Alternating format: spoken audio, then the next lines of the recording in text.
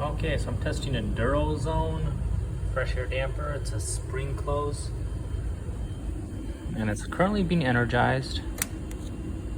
And it looks like the gears are damaged because I touched it with my finger and then it actually starts to open, and then watch this.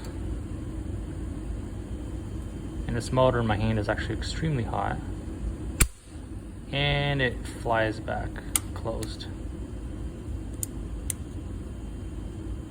See, it's opening.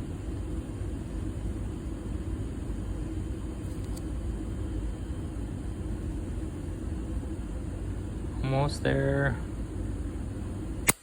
And nope, the motor's bad.